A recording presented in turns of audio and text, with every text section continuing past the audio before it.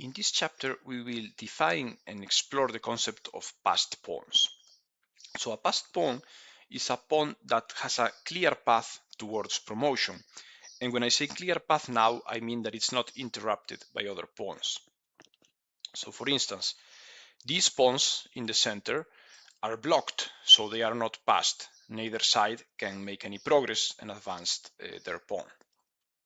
This pawn over here isn't passed either, because even though there's not a similar white pawn on the same line, if it pushes, then white can simply take it using a pawn on the adjacent line. Of course, it wouldn't matter if black played 2 steps, because it could be taken en passant, right? Okay, so none of these pawns is passed. Here on the queen side, we have these two pawns versus this black pawn. And no passed pawn either, because the pawns cannot just keep pushing on its own until promotion. If we push this pawn one step and then another step, it will be eventually captured. So we can create a passed pawn later on, but so far no pawn is passed over here. Meanwhile, on this side of the board, we do have a passed pawn, because if it were only for the pawns, this pawn will just keep pushing and pushing and pushing until promotion. So we need some other piece to block it, to threaten it, to capture it, to do something about it. So otherwise the pawn will just promote on its own.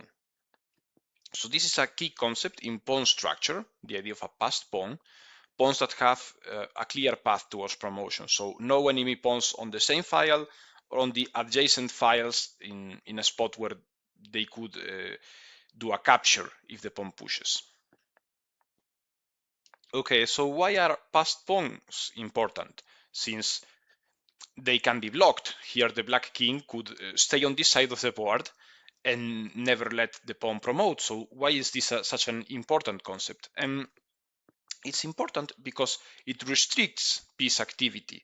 The piece that has to look after an enemy pawn, after a passed pawn that could be dangerous if our blocker runs away, is a piece that can usually not be active. It has to restrict itself to that function.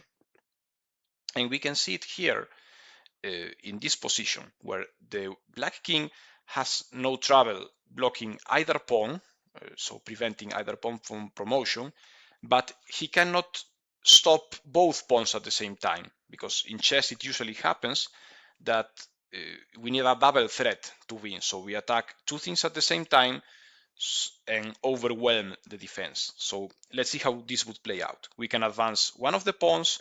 You will see that white manages to promote one pawn even without the help of the king.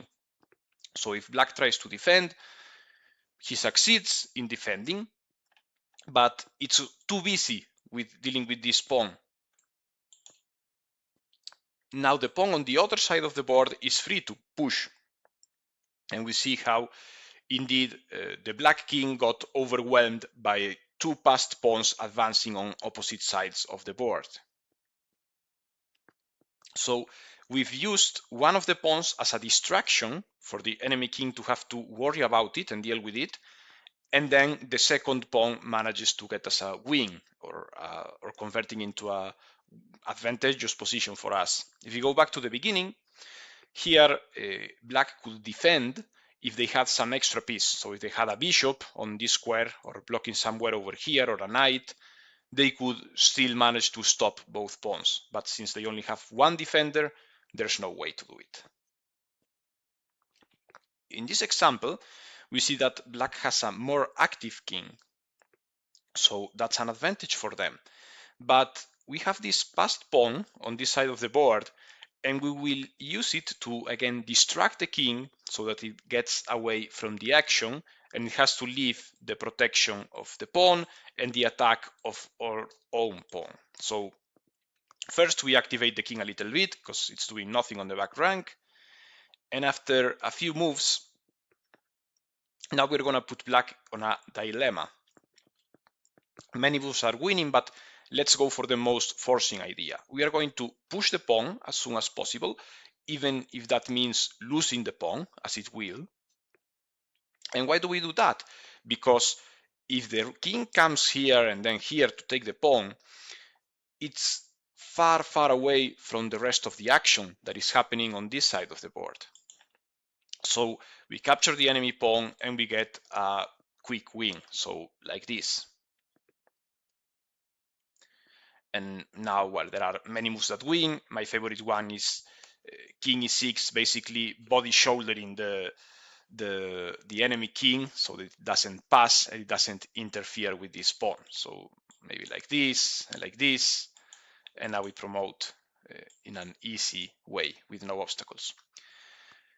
But okay, you maybe want to think of a more tenacious defense. Okay, yeah, you want to distract me by capturing your pawn, but I won't capture the pawn. Instead, I will just maintain king opposition and try to stay close to my pawn while still keeping an eye on that one, right? In case in an emergency I have to move, but I will stay in the center for as long as possible.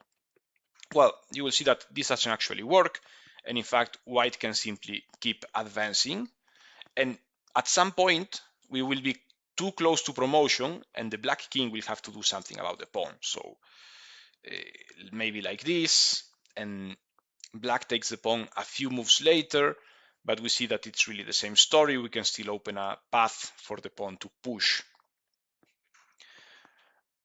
All right, so we won't deal into the specific theory of pawn endgames and which positions are won and lost. That will be the topic for a future course.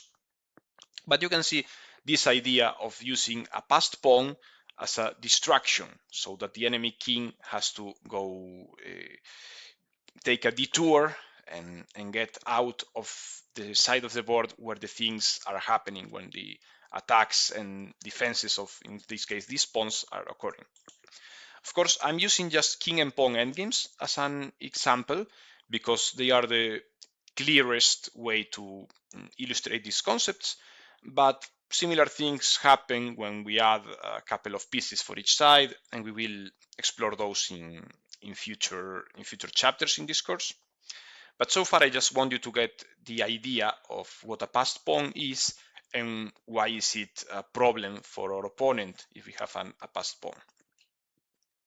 But before finishing, I want to show you two special types of passed pawns that are particularly dangerous. So, of course, the most trivial case is what if instead of one passed pawn we have two passed pawns together? So that should be amazing, right? But we really gotta understand why, because here we see that white has two passed pawns and black has one. So if the white king comes over here and the black king goes over there, shouldn't we just get all the pawns traded? So white takes the pawn and black takes the two pawns and it's a draw, right? Because if we keep our king over here, then the black pawn can promote. So is this really winning for white? Is it that special to have two pawns instead of one? Well, let's see. Let's play a few moves with that idea in mind. So let's go capture the enemy pawn. Of course, if black tries to stay on the defense, trying to protect their own pawn, we will just win. So once the black king is far enough, we push the pawn, and this would indeed be an easy win for white. But what if black rushes towards us or pawns? So we go towards theirs, and he goes towards ours. Don't we end up losing the pawns? What's happened? And I'll play this move, going for the enemy pawn, and he comes here. And this is the key moment. So think about it. What would you do here as white, other than just coming here and letting black take our pawns? So what would you do? Okay, so there are two possible moves, and they both win. So one is to take the attacked pawn and move it forward, so that now it's protected. Black cannot take anymore. And if black tries to go for the backward pawn, the pawn that is the base of the chain, what do you do now? Well, we simply run away. And now the black king is way behind the white pawn. It would be enough with being one rank behind, but it's actually 2 ranks behind, so it will never catch up. The alternative is to say, okay, you're attacking this pawn, I'll forget about it, I'll just push the other one. And now if black takes, we run away. So the only option for black is to stay blocking. So I don't let you run away, I block the pawns. But what does this mean? This means that black will never be able to capture this pawn, and white will have all the time in the world to just come for the other one, take it, and then come back with the king to try to help the pawns, because the pawns, as you can see, they cannot really advance on their own. So if I go back a couple of moves, here this pawn cannot push and this pawn is directly blocked, so we need the help of the king to assist the pawns. But after we arrive here, this position will be quite simple. So maybe if black comes here, we go over there to go around the black king, and against this move, maybe like this, and eventually we get to advance our pawns. If you're not convinced that this is a win, it's a great exercise to analyze it or play it if you're doing this with a friend, because this is one of those simple positions that we gotta get used to winning all the time, because they could happen in real games in slightly different variations. So yeah, let's take experience with this type of already decided positions where we still have to deal with some technical details. So we don't want to stalemate our opponent, we don't want to accidentally lose a pawn, and so on. Still, the main idea of the strength of connected passed pawns has been proven with this example. Let's see now another type of special passed pawn, which is the protected passed pawn. So here you see this pawn that is passed, so no opponent's pawns on the adjacent files that could ever take it. So all these squares are free, no pawn over here, no pawn over here. In fact, the king is playing as a blocker. You see there's this pawn here on the A file next to our pawn, but it's already advanced to a point where it can no longer do anything about ours. So this is what we call a pass pawn, of course, but it's also a protected pass pawn because we have another pawn taking care of it. So if we have just our king or another piece, a knight, a bishop, it will still be protected, but it wouldn't be that strong because, yeah, it would only be protected as long as we commit one of our important pieces to protecting it. But here, this pawn is fixed. It will always be there to protect his partner. So why is this important? This is important because this means this pawn is invulnerable. So we can use our king to go do other stuff, like for instance targeting this pawn, or maybe even to go help with the promotion or any other objective we want to achieve. Meanwhile, the black king has to permanently be stuck looking after this pawn because it will never be able to take it. Let's see what happens if they try to take it. So let's say they play like this, and we go there. You see our intention. Now, black, if he wants to take this pawn, he has to take this pawn first. So he comes down below, logical, right? But we just run away, and we promote. There's now no stopping us. Why is that the case? Because the king has to come to the 4th rank, to our 4th rank, to capture the protecting pawn, and that means the protected pawn can simply run away. So there's no way black can ever capture this pawn that doesn't allow the partner, the passed pawn, to just push forward and promote. Okay, so let's see what happens if black tries to hold position. So they keep king opposition. I'm just gonna stop the pawn from a distance or keep a watch at it, keep watching at it, and still staying on the defense of this pawn. Well, at some point, black will have to choose. So here they're in a situation where if they insist on maintaining king opposition, we simply run away, and it's way too far. We promote. And if they come back, we just eventually capture the pawn. And now we have 2 passed pawns. We've already seen in the first example that it's a very easy win for white. And now you may be wondering, okay, yeah, these are advantages, but I kind of cheated because I showed you positions where white was 1 pawn ahead. So maybe it's not really about these special passed pawns. It's just that we are 1 pawn up, we have an advantage, and we can convert it into a win. Well, I will show you a similar example here, where both sides have both pawns, and in fact, both sides have 1 passed pawn. So in case of black, it's this pawn over here. In case of white, it's same structure, the same pawn as before. And this is still a win for white.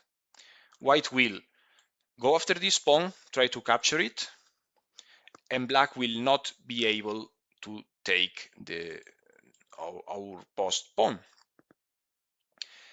If black tries to defend his passed pawn, we promote ours.